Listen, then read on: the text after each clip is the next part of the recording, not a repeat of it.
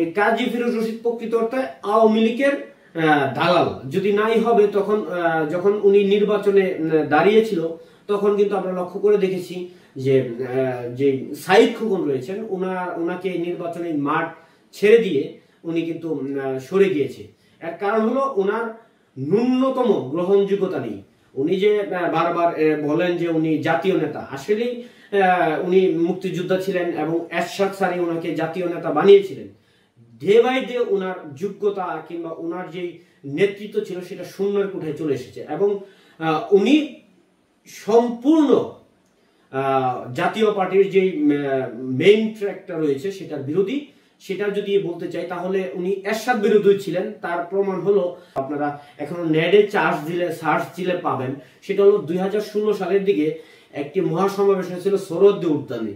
তখন বর্তমান যে মাননীয় চেয়ারম্যান রয়েছেন জি এম কাদের স্যার, উনি যখন মঞ্চে ওঠেন তখন কিন্তু এই কাজী ফিরোজ রশিদ মঞ্চ থেকে নেমে গিয়েছিল। তখন জোরপূর্বকভাবে সাবেক প্রেসিডিয়াম সদস্য ফয়সাল চিস্তি ভাই উনি সহ বেশ কয়েকজন তাকে জোরপূর্বকভাবে মঞ্চে রেখেছিল। তাতেই বোঝা যায় যে উনি দালালিটা সর্বোচ্চ করেন এবং বর্তমান যে মাননীয় চেয়ারম্যান রয়েছেন কিংবা যারা প্রকৃত অর্থ জাতীয় পার্টি করেন তাদের বিরোধিতা করে উনি শুধু নামমাত্র সাইনবোর্ডটা ব্যবহার করে জাতীয় পার্টি থেকে ব্যবহার করে উনি ওনার ফায়দা লড়তে চেয়েছিলেন।